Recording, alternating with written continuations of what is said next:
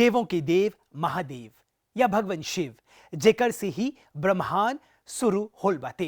ब्रह्मनाद के बखत में ही प्रकट हो रहल। ओकर हाथ में धरल त्रिशूल और दूसर का हाथ में डमरू बाटे। गले में नाग देवता विराजमान। ओकर जटा से गंगा बहेला और जटा में ही एगो अर्ध चंद्रमा बाटे। सब कोई के नमस्ते और प्रणाम। ज्ञान विज्ञान कार्यक्रम में आप सब लोगन की शानदार स्वागत बाती। जी हाँ, आज हमनी बात करब जा भगवान शिव के प्रिय हथियार माने अस्त्र त्रिशूल के बारे में। त्रिशूल अस्त्र का है?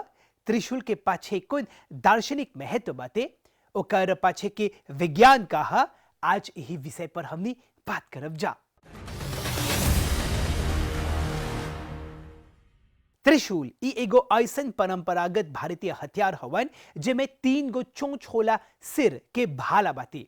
ई लकड़ी या बंबू के झंडे पर सकी लगावी। त्रिशूल भगवान शिव के सबसे प्रिय अस्त्र हवन। बिना त्रिशूल एगो शिवाला अधूरा रहेला। शारदीय नवरात्रि के बखत में घर में भी घट स्थापित होवेला और जबारे लगावल जाला जेमे त्रिशूल से ही पूजा संपन्न होवेला। विष्णु पुराण में ई बात के संकेत मिलेला कि विश्वकर्मा सूर्य देवता के अंश से त्रिशूल के निर्माण कर ले रहलन, जेकर बाद में भगवान शिव के प्रति अर्पित करल गल रहल।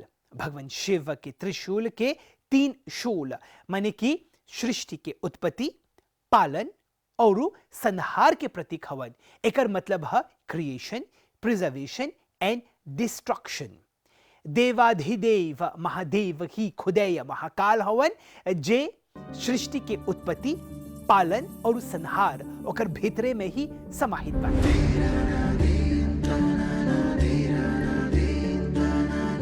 हिंदू मान्यता अपने आप में बहुते विराट और जटिल बाटे। भगवान शिव हमेशा अपन त्रिशूल से पहचानल जाला। त्रिशूल ही शिव जी के शस्त्र हवन। बकीर ई त्रिशूल का है? चला आज त्रिशूल के बारे में हमनी सीखब जा। वेद और पुराण जैसन ग्रंथ में त्रिशूल शब्द के उल्लेख होल बाटे। त्रिशूल थ्रीफोल्ड नेचर माने त्रिगुणात प्रकृति के रिप्रेजेंट करेला। त्रिशूल जीवन के 3 गो खास पहलू के संबोधित करेला। क्रिएशन माने सृष्टि, प्रिजर्वेशन माने पालन और डिस्ट्रक्शन माने विनाश। शिव त्रिशूल धारक होए खातिर ये तीनों भूमिका के संबोधित करेला जा। जीवन के चक्र के चिन्ह देवेला। सृष्टि से ई चक्र शुरू होवेला, संरक्षण से ई चक्र टिकेला और विनाश नवा सृष्टि खातिर समापन करेला। त्रिशूल ई तीनों के अंतर संबंध और लौकिक लय के प्रतीक हवन। त्रिशूल शक्ति और अधिकार के भी रिप्रेजेंट करेला। त्रिशूल शिव के परम शक्ति और ब्रह्मांड पर उनकर अधिकार के प्रतीक हवन। त्रिशूल उनकर शक्ति और ब्रह्मांड की व्यवस्था के बनाए रखे के उनकर क्षमता के रिप्रेजेंट करेला। त्रिशूल के 3 गो शूल शक्ति के संबोधित करेला। एकर मतलब ई है कि ई अपन इच्छा के अनुसार शिव सृष्टि, पालन और विनाश सकी करे। तीसर का प्रतीक हवन माया के नाश। त्रिशूल अज्ञानता, माया और नेगेटिव फोर्सेस माने नकारात्मक शक्ति के नाश करे से संबंध रखेला। विनाशक होवे के कारण शिव के बगल अज्ञानता और अहम के मिटाई खातिर त्रिशूल के प्रयोग करल जाला। इसे एगो व्यक्ति प्रकाश और आध्यात्मिक जागरूकता की ओर अग्रसर रही। त्रिशूल संतुलन और सद्भाव के भी रिप्रेजेंट करेला। त्रिशूल के 3 गो शूल 3 गुण के बीच संतुलन और सद्भाव के रिप्रेजेंट करेला। सतोगुण माने पवित्रता, रजोगुण माने करुणा और तमस माने अचेतनता। संतुलन के मूर्त रूप होवे खातिर शिव के ई सब गुण ले बढ़कर बाटे। त्रिशूल मनुष्य के अपन जीवन में एगो संतुलन रखे के याद दिलावेला और सद्भाव के कई गो पहलू के अपनावे के शिक्षा देवेला। त्रिशूल कुंडलिनी शक्ति के जगावे में भी अपन काम करेला। काहे कि ई 3 गो शूल इर्दा, पिंगला और सुषमना नाड़ी के भी रिप्रेजेंट करेला। जोन सूक्ष्म ऊर्जा बाटे उ हमनी के स्पाइनल कॉलम माने रीढ़ की हड्डी ले चैनलाइज होवेला। बकीर जब उ जाग जाला त कुंडली ऊर्जा के सब चैनल्स में संचारित होवेला। इससे हमनी के चक्र भी एक्टिवेट हो जाला जे आध्यात्मिक ज्योति की ओर ले जाला। त्रिशूल है ये ट्रांसफॉर्मेटिव शक्ति के रिप्रेजेंटे करेला जमे आध्यात्मिक ऊर्जा जाग जाला।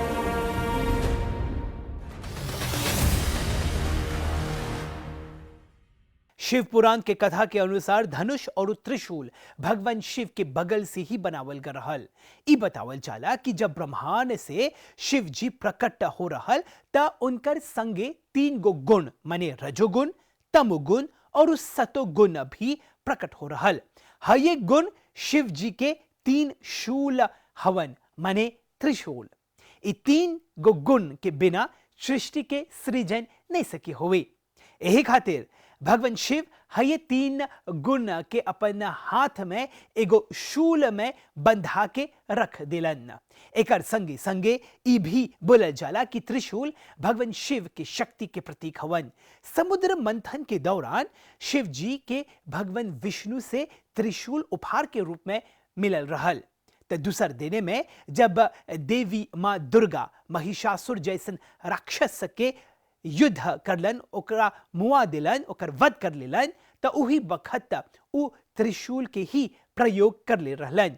शैव अद्वैत वेदांत में शंकर जी के त्रिशूल के पिंड ब्रह्मांड और परम शक्ति के प्रतीक मानल जाला।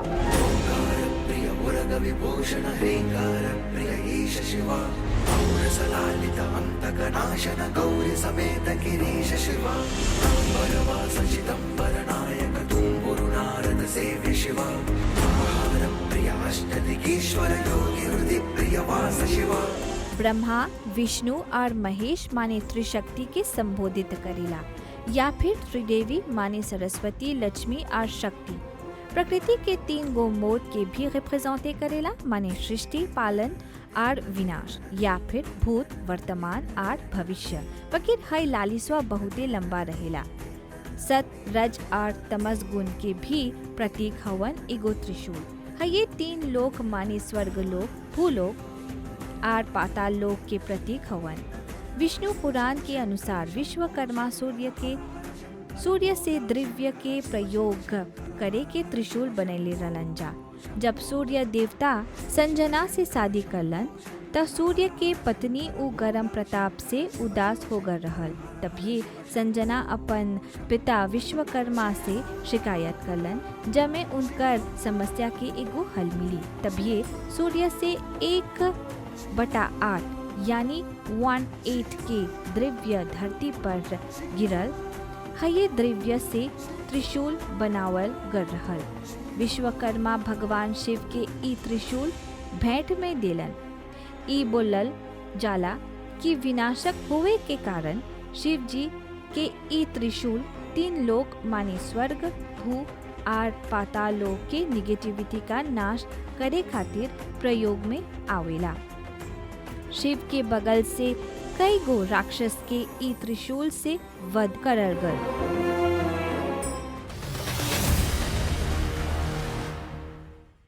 मंदिर के ऊपरी भाग में त्रिशूल लगावल जाला। ओकर पाछे भी एगो वैज्ञानिक महत्व बाती। त्रिशूल के उपस्थिति यानी ओकर प्रेजेंस से जितना जो निगेटिव वाइब्स बाते, नकारात्मक जो ऊर्जा बाते, उ सब निकल जाला। मंदिर के भीरी ढेर गो घर बाते ना, यही खातिर उ घरे पर आकाशीय बिजली गिरे के आशंका जस्ते रहेला। मंदिर के ऊपर गुबंद पर त्रिशूल तारित चालक के काम करेला, जे आकाशीय बिजली के अपन ओर खींच के जमीन ले ला देवेला। इसे बिजली शून्य माने 0 मोड में आ जाला। त ऐसन दिने में मंदिर के भीरी जितना जो घर बनल बाते एकर नुकसान होवे से बच जाला। शंकर जी के त्रिशूल मानव जीवन के 3 गो प्रकार के कष्ट माने दैहिक कष्ट, दैविक कष्ट और भौतिक कष्ट के विनाशक हवन।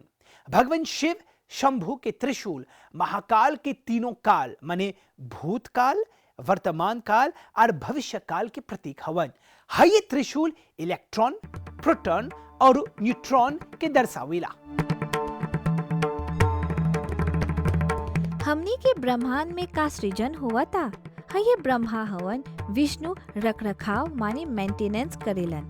का हमनी के वास्तविक जीवन में मेंटेनेंस हुआ था? जी हाँ, एकर संगे संगे विनाश भी हुआ था। हमनी के देह के भीतरे अभी तक करोड़ कोशिका माने सेल्स मरता, उही घड़ी में करोड़ों नवा कोशिका बनता और लाखों सेल्स के मेंटेनेंस हुआ था। अगर निमन से देखबा त मनुष्य ई 3 गो शक्ति के अभिव्यक्ति हवन, सृजन, रख रखाव और विनाश। ई धरती भी, ई सूर्य मंडल भी माने पूरी सृष्टि ये 3 पहलू के अभिव्यक्ति हुआ था। ये 3 पहलू कोनो भी अनुपात में काम करत हवन। ये पूरे ब्रह्मांड के आधार हवन और स्थूल में माने टोटल में ये 3 शक्ति बाती। सूक्ष्म में भी 3 गो शक्ति बाती। एटम माने परमाणु में भी यही शक्ति बाती। ये सृष्टि है, बस ये 3 मूलभूत शक्ति 3 गुण इतना बड़का खेल खेलता। त्रिशूल खाली एगो प्रतीक हवन। ई संदेश मिलेला कि सतह में ई 3 ह बकेर गहराई में ये 3 एक बन जाला। त्रिशूल के एगो हथियार के रूप में नहीं देखा जा, बकीर एकर पाछे के विज्ञान देखा जा। हमने के ब्रह्मांड में त्रिशूल के ई 3 गो पहलू साफ साफ नजर आवेला। प्रोटॉन, न्यूट्रॉन और इलेक्ट्रॉन से लेकर कई गो दूसर सतर के अभिव्यक्ति होवेला। ई हमेशा उपस्थित हवन। जब ई तीनों शक्ति के नियन काम करत हवन, ये महादेव हवन। हमनी के विनाशक के महादेव बोलीला सका है कि उनकर संबंध नाश से बाते। महादेव के संबंध शून्यता से बा, यही खातिर उनकर नाम हवन शिव। शी जोड़ व यानी वो जो नहीं हवन।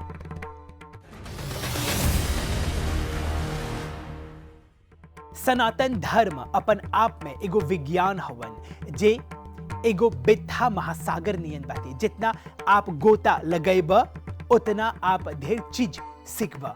त आज त्रिशूल से जुड़ल ढेर जानकारी हासिल करे के मौका मिलल बाते।